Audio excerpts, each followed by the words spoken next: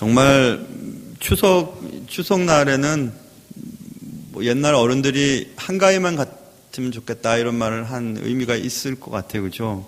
진짜 좋던데요. 며느리가 용돈 줬거든요. 아, 너무 좋아. 맨날 추석이었으면 좋겠어요.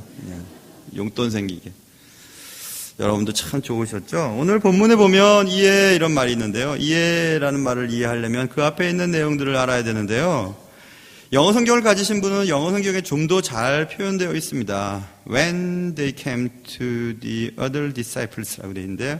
그들이 다른 나머지 제자들에게 왔을 때 이렇게 시작돼요. 그러니까는 굉장히 이 사건이 재미있어요.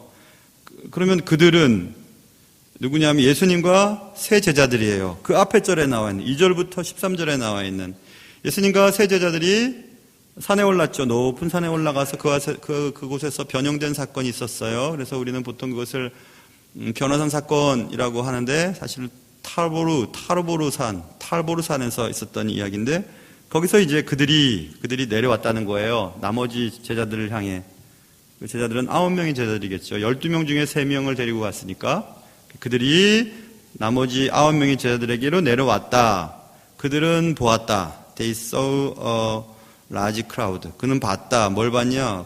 큰 무리를 봤다. 군중을 봤다. 그들이 봤는데 그들이 누구냐면 예수님과 제자들이겠죠. 세 제자들. 예수님과 세 제자들이 큰 무리를 봤다. 이렇게 이제 사건이 시작되는 거예요. 자, 예수님과 세 제자가 산에 있다가 내려왔는데 나머지 제자들이 큰 무리들에 둘러싸여 있는 것을 예수님이 보게 되었다. 이렇게 이제 시작되는 것입니다. 다시 한번 이 상황을 말씀드리면 어느 날 예수님께서는 베드로와 야고보와 요한을 데리시고 높은 산에 올라가셨습니다. 거기서 따로 3명을 데리고 올라가셨다. 그리고 내려오셨다. 산 아래 내려오신 예수님은 큰 무리가 제자들과 서기관들을 둘러싸고 있는 것을 보셨다.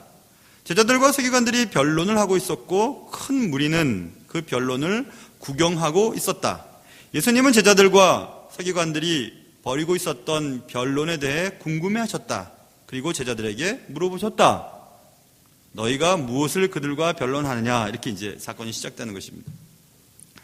여기서 우리가 제자들과 서기관들이 막 변론을 벌이고 있다고 하는 단어를 보면 시제테오라고 하는 헬란 말이 쓰여 있는데요. 시제테오는 영어로 dispute라고 하는 뜻인데 dispute는 논쟁하다, 토의하다, 말다툼하다 이런 뜻인데 dispute라고 하는 단어가 dis 더하기 pute 합성어예요. dis는 각자, pute는 계산하다는 뜻이거든요. calculate라고 하는 뜻. 그러니까 우리가 싸움이 일어나고 토론하고 말다툼이 일어나는 것은 항상 각자가 계산이 다르기 때문에 그렇거든요. 그게 변론이라는 뜻이에요. 그래서 지금 제자들과 서기관들이 각자 계산을 해보고 답이 틀리니까 싸우는 거예요. 그게 변론이죠. 말다툼이죠. 논쟁하는 거죠. 이상하죠? 제자들과 서기관들이 그럴 이유가 도대체 뭐지? 그래서 예수님이 물어보시는 거죠. 뭐 때문에 변론을 하냐? 무엇을 그들과 변론하냐? 라고 너희가 무엇을 그들과 변론하냐? 제자들에게 물어보시는 것입니다. 그때 무리 가운데 한 사람이 튀어나오면서 얘기하는 겁니다. 여기 귀신 들린 내 아들이 있습니다. 귀신인 내 아들을요 거꾸로 때리고요. 거꾸로 때린 후에는 막 거품을 막 나오게 하고 막 이를 부득부득 갈게 합니다. 이렇게 무리 중에 한 사람이 예수님께 와서 얘기를 하는 장면이에요. 여기서 이를 갈다라고 하는 말도 재미있습니다. 보통 우리가 이를 갈 때 왜 이를 가냐 보면 예전에 어머님들이 이 다 상했어요. 그렇죠? 애 낳을 때 아파가지고 저 같으면 하나도 안 아플 것 같은데 애 낳을 때 아파가지고 막 일을 막 하니까 이거 다 문드러지고 그러죠. 아플 때 이를 갈잖아요. 그리고 분할 때도 이를 갈죠. 지금 귀신이 들어간 아이가 귀신에 의해서 지금 막 뭔가 하여튼 분한 겁니다. 그리고 막 아프고 뭐 억지로 견디고 있는 모습. 그래서 지금 그런 상태를 지금 표현하고 있고 이를 갈며 그리고 파리해지는지라 18절에 쓰여 있습니다. 파리해진다라는 말도 뜻을 살펴보면 좋을 것 같습니다. 케라이노라고 하는 헬란말 케라이노가 서서히 시들다라는 뜻이거든요. 그리고 바짝 마르다, 달라붙어 있다, 움츠러들다, 여유다, 시들어가다 이런 뜻이에요. 그래서 액체나 혹은 곡식이나 식물이 점점 말라 비틀어지는 모습이 지금 내 아들이라는 얘기입니다. 예수님, 귀신이요 내 아이에게 들어가서 막 넘어뜨리고 거품을 막 흘리고 뭐가 그렇게 분한지 막 이를 버석버석 깔고 그리고 막 점점 말라가고 있습니다. 그래서 예수님께 고쳐달라고 왔는데 예수님이 산에 올라가셨다 그러고 나머지 제자들한테 부탁을 했더니 그들이 고치질 못하는 거예요. 이렇게 지금 예수님한테 이 귀신 들린 아이의 아버지가 얘기하는 장면이 오늘 본문에 상세하게 쓰여 있습니다. 그러면 이 본문을 보면서 우리는 왜 9명의 제자들이 귀신 들린 이 아이를 고치지 못했을까라고 하는 질문을 던져보고 예수님 이외에는 그런 능력이 없었던 것일까? 이렇게 생각을 하면 틀립니다. 왜냐하면 마가복음 6장에서 예수님께서 12명의 제자들이 선택된 이후에 2명씩 짝을 이루어 전도대를 파송을 하는 장면이 6장 7절에 나와 있습니다. 12제자를 부르사 둘씩 보내시며 그 다음 더러운 귀신을 제어하는 권능을 주시고 그랬어 있습니다. 그러니까 더러운 귀신을 막 제어할 수 있는 능력을 제자들에게 주시고 보내셨어요. 그러니까 이미 능력을 가지고 있어요, 제자들이.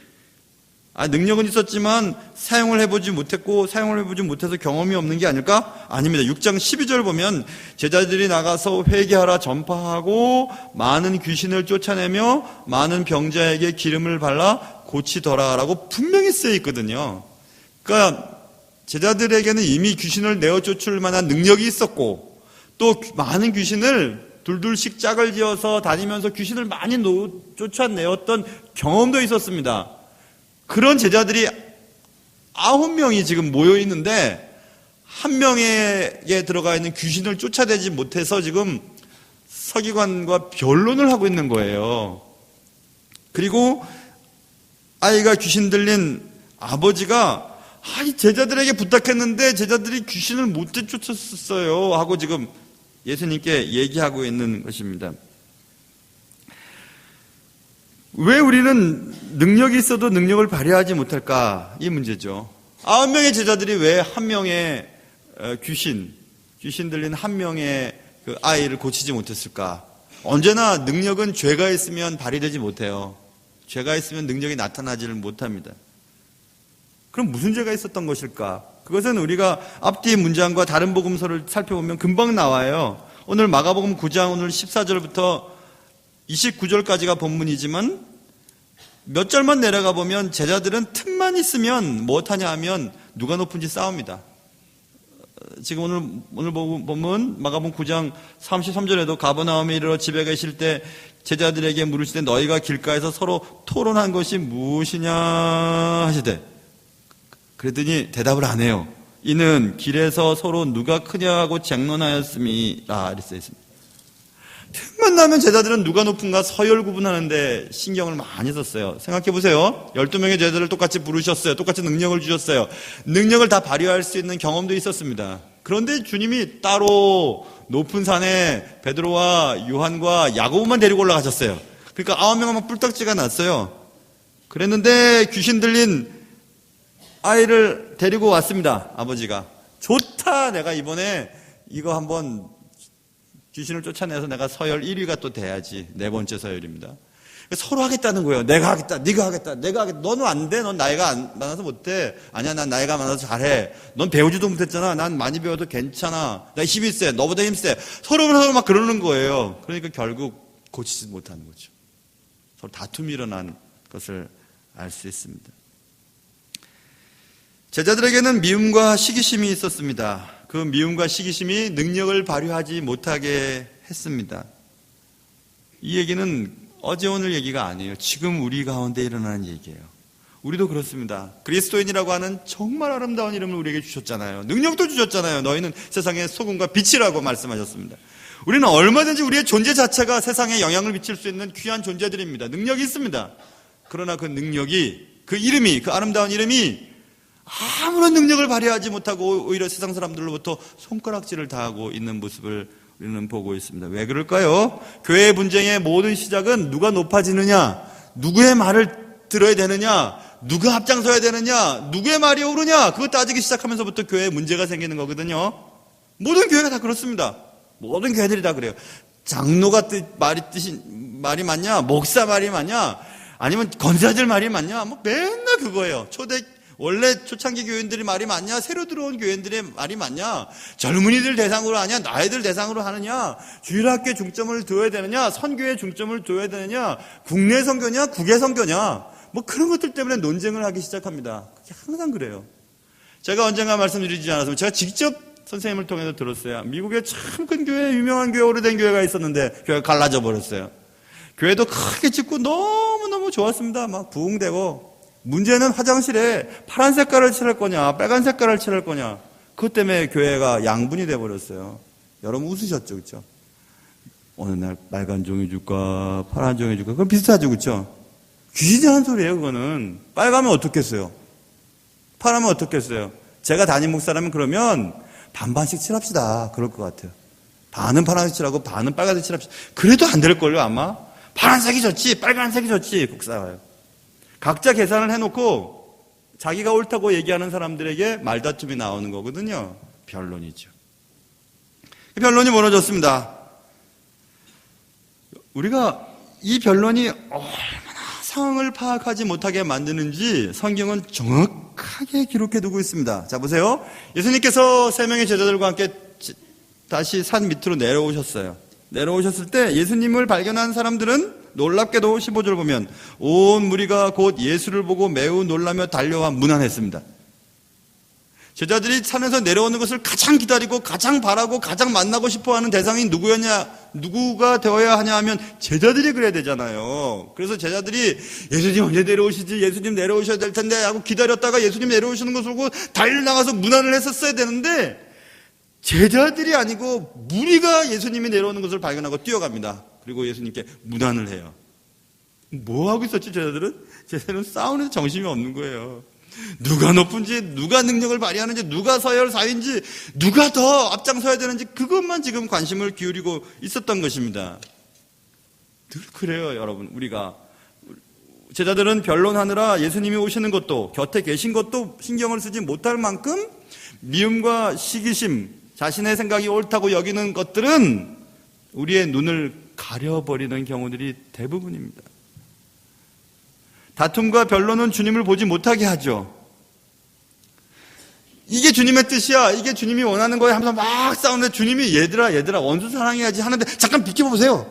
내가 지금 중요한 거 해야 돼요. 당신을 위해서 내가 이렇게 해야 됩니다 하고 막 그럴 때가 되게 많아요.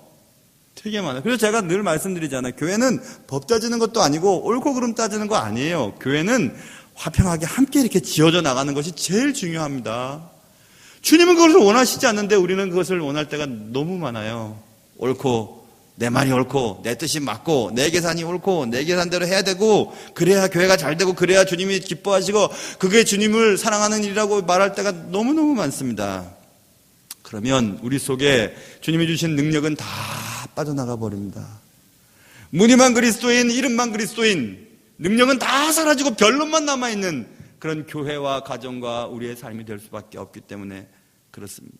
그러기에 세상 사람들은 사랑을 강조하고 용서를 강조하고 하나됨을 강조하고 형제요 자매요라고 말하는 너희들이나 잘하라고 세상 사람들이 얘기하는 겁니다.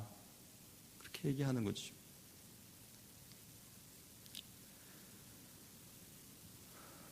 어떤 책에서 그런 것을 읽었던 기억이 있습니다. 새들이 이렇게 정글줄에 앉아서 교회를 이렇게 쳐다보는데 교회가 막 싸우고 있는 거예요. 그래서 새들이 서로들 얘기를 했다는 건데요. 야, 쟤들은 말이야. 쟤들은 교회에 있는 사람들이에요. 싸우고 있는 사람. 야, 쟤들은 우리가 믿는 하나님이 안 계신가 보다. 이렇게 얘기했다고 하더라고요.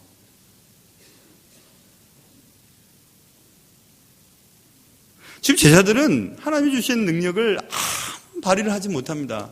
그저 내가 할게, 네가 할게, 네가 하면 안 돼, 내가 해야 돼, 내가 하는 게 옳지, 내가 먼저니까, 내가 서열 다음이야, 이렇게 하면서 그것만 갖고 지금 싸우고 있습니다. 그러니 지금 자식이 죽어가고 있고 자신이 괴로움을 당하고 있는 이 사람이 볼 때는 딱한 겁니다. 딱한 거예요.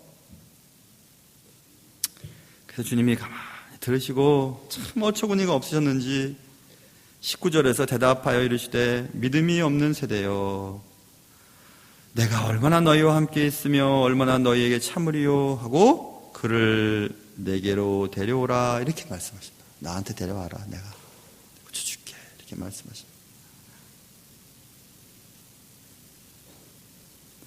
그런데 오늘 20절 보세요. 귀신이 예수를 보자마자 곧 그 아이로 심히 경련을 일으키게 하는지라 그가 땅에 엎드러져 구르며 거품을 흘리더라. 예수를 보자마자 막 반응을 보이는데 그 반응은 희한한 반응입니다.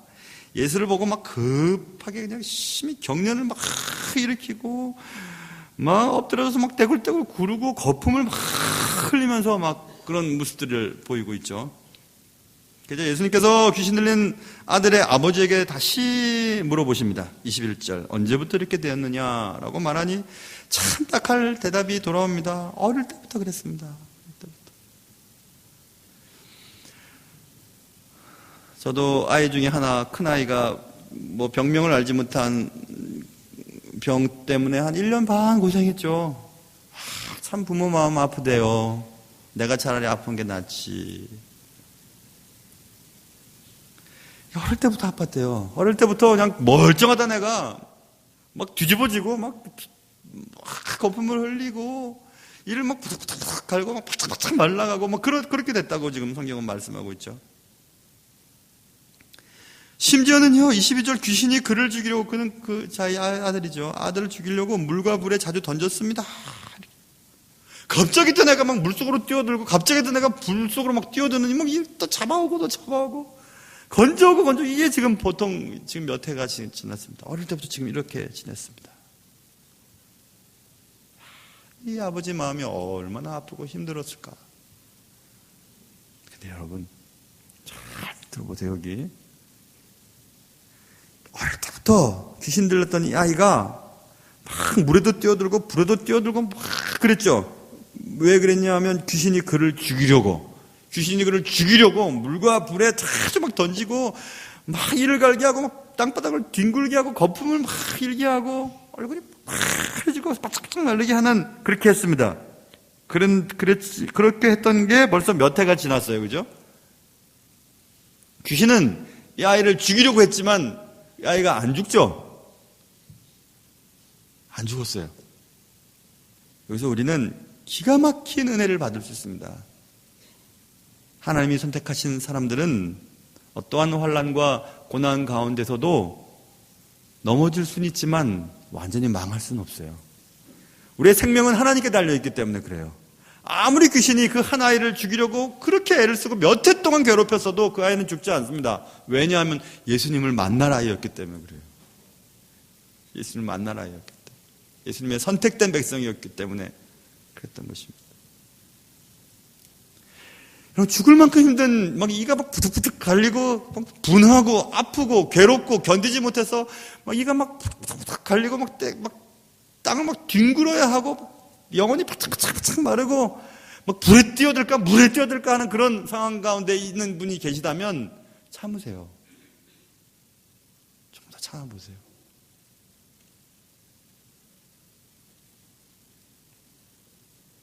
성경은 분명히 약속하셨습니다. 시편 37편에서 여호와께서 사람의 걸음을 정하시고 그의 길을 기뻐하시나니 그는 넘어지나 아주 엎드러지지 아니함은 여호와께서 그의 손으로 붙드심이로다. 아멘. 이렇게 써 있습니다.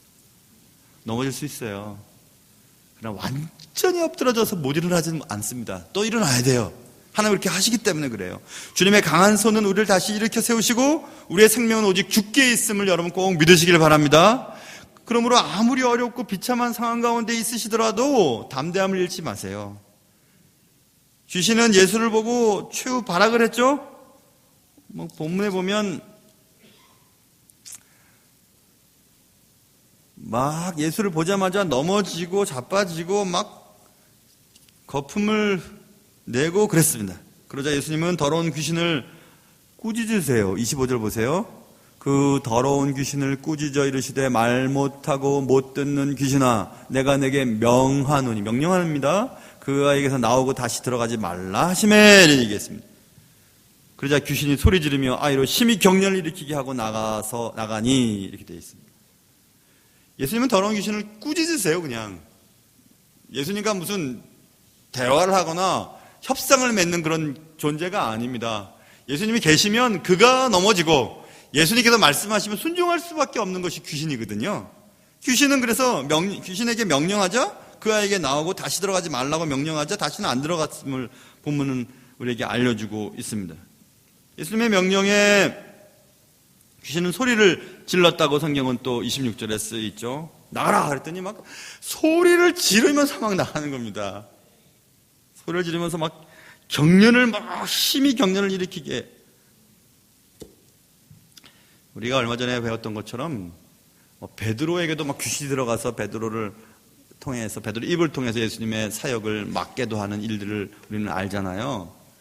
예수 믿는 사람은요 막 분하고 막 너무 힘들고 그래도 이렇게 막 소리를 막 지르고 막 몸을 막 던지지 못하고 이러면 안 됩니다.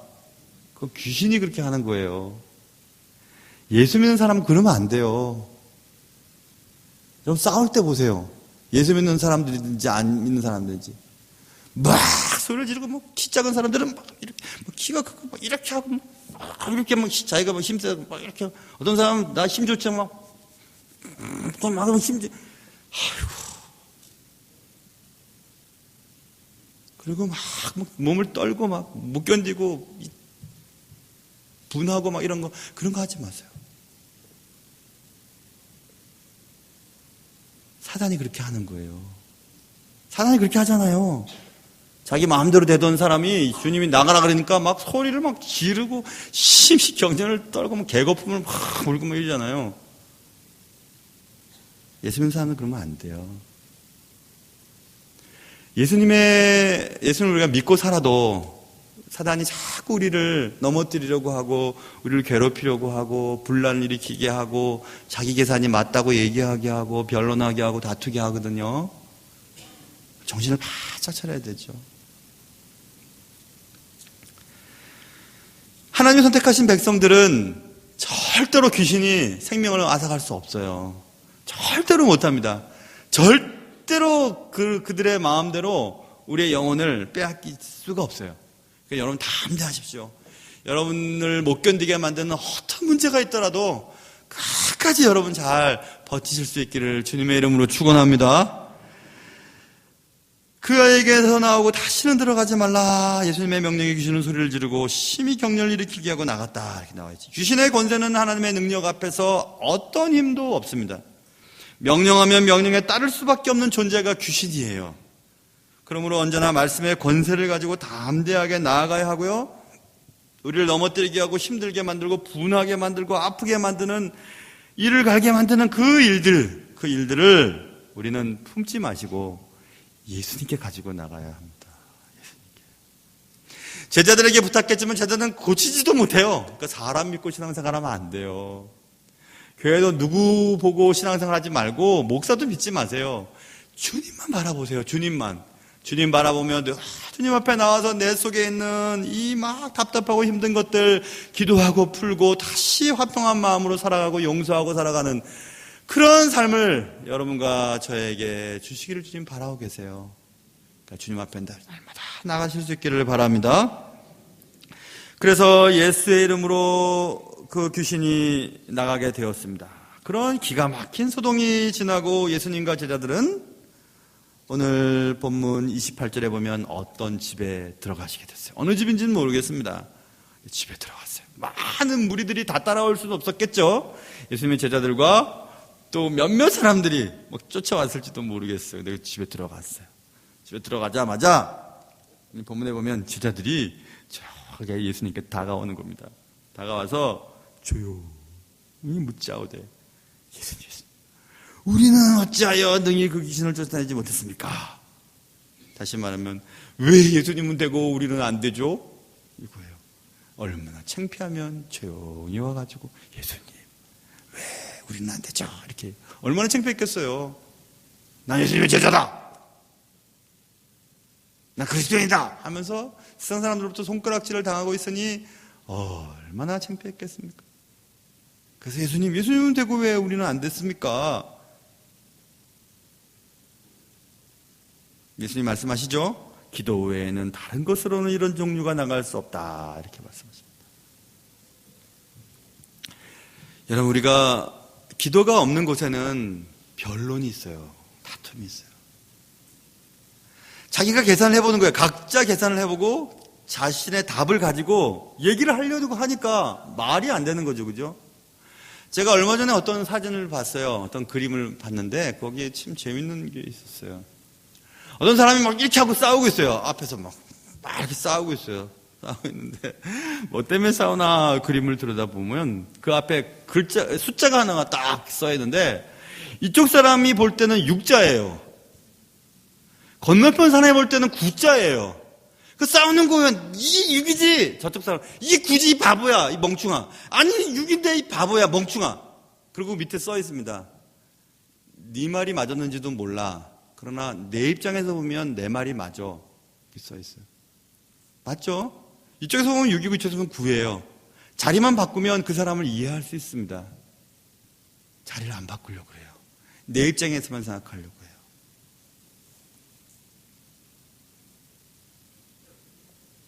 시어머니는 시어머니 입장, 며느리는 며느리 입장, 남편은 남편 입장, 아내는 아내 입장. 늘 그래요. 이렇게 변론이 있는 거예요. 기도하면 어떨까요? 주님, 저분을 이해할 수 있게 해주세요. 저분의 입장에서 사물을 바라볼 수 있도록 도와주십시오. 이런 거 말입니다. 몇 달 전인가 작년인가 저랑 같이 살고 있는 어떤 여자가 요즘에 이제 한 50대쯤 되면은 남편 없이도 잘 여행 다니고 그러대요. 친구들하고. 나만 버려놓고. 그래서 이제 걷다가 와서 기가 막히고 재밌는 얘기를 해줬어요. 아침에 식당에 갔는데 어떤 두 분이 여행을 같이 왔대요. 근데 그 같이 왔던 분은 신우랑 올케래요. 고양이와 지가 같이 가다니. 근데 아침에 막 밥 먹는데 막 싸우더래요.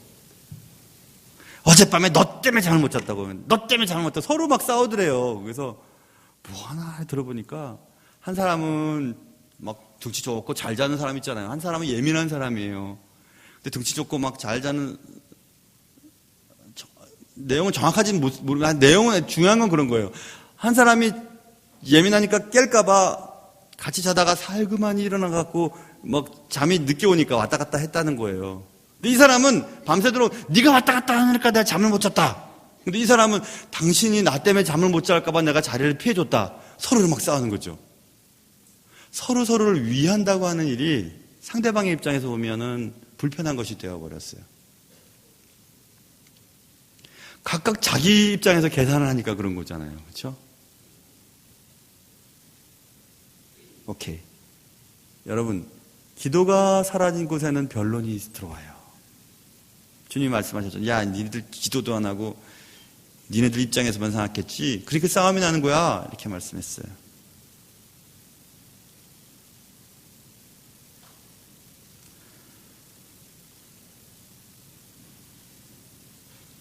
기도 없이는 능력도 사라집니다.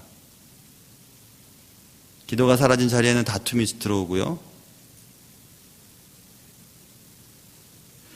일부 예배 때는 제가 그 얘기를 안 했는데 그 생각도 해야 될 것 같아요. 그러나 여러분, 기도가 중요한 건 하지만 말씀 없이, 말씀의 기초 없이 기도만 하는 사람들도 위험합니다. 상당히 위험합니다. 왜냐하면 기도하면 교만해지거든요. 기도를 많이 하면. 교만해지거든요. 그래서 눈에 뵈는 게 없어요. 뭐든지 당신도 기도해보면 합니다. 이렇게 얘기를 해버려요. 당신이 기도 안 하니까 모릅니다. 이렇게 얘기를 해버려요. 굉장히 교만하거든요. 그것도 잘못됐어요. 그러나 중요한 것은 오늘 기도가 없는 곳에는 변론이 들어온다는 사실은 맞아요. 변론의 능력이 있습니까? 서로 막 따져요. 이것이 많다 저것이 많다 하면서 싹싹 따지는데 그곳에 주님의 능력이 나타납니까? 능력 안 나타납니다. 능력은 오직 기도에 있고 능력은 오직 기도하는 사람에게 있어요. 그래서 기도해야 되는 거예요. 기도가 내 삶 속에서 방을 빼게 되는 경우가 있어요. 방을 빼요. 그러면 희한한 것들이 막 짐을 싸들고 이사를 옵니다. 내 자리가 왔다 하면 찾아와요. 걱정이 이사 오고요. 실망이 이사 오고 다툼이 자리를 잡고 변론이 방을 차지하고 들어봐 앉아 있습니다. 늘 불만이 많고 늘 말다툼이 나고 늘 문제가 생기는 거죠. 무슨 일을 하든 하나님의 사람들은 기도하고 하나님 뜻이 무엇인지를 알고 한 걸음씩 나아가야 되기 때문에 그렇습니다. 어릴 때는 이 찬양을 부를 때 그렇게 감동이 없었는데 나이가 들면 또 목회를 하면서 찬양의 가사가 많이 와닿는 찬양이 있어요. 찬양은 이렇게 시작됩니다. 기도할 수 있는데 왜 걱정하십니까? 기도하면서 왜 염려하십니까? 기도할 수 있는데 왜 실망하십니까? 기도하면서 왜 방황하십니까? 주님 앞에 무릎 꿇고 간구해 보세요. 마음을 정결하게 뜻을 다하여 기도할 수 있는데 왜 걱정하십니까? 기도하면서 왜 염려하십니까? 이런 찬양이거든요. 그렇구나, 진짜. 맞아. 기도하면서 무슨 염려를 하지? 기도하는데 왜 걱정을 하지? 기도 안 하니까 염려가 생기고 걱정이 생기고 실망감이 생기고 방황하는 거 아닐까? 기도 없는 곳에는 항상 변론이 자리를 잡고 있습니다. 그래서 우리는 다짐을 해야 될 것 같아요. 기도는 길게 하세요. 그러나 변론은 짧을수록 좋습니다. 하나님의 은혜가 여러분과 저에게 있어서 주여 우리 교회가 우리의 모임이 내 인생이 그렇게 되게 해주십시오 라고 기도하는 여러분과 저의 삶이 되실 수 있기를 주님의 이름으로 축원합니다.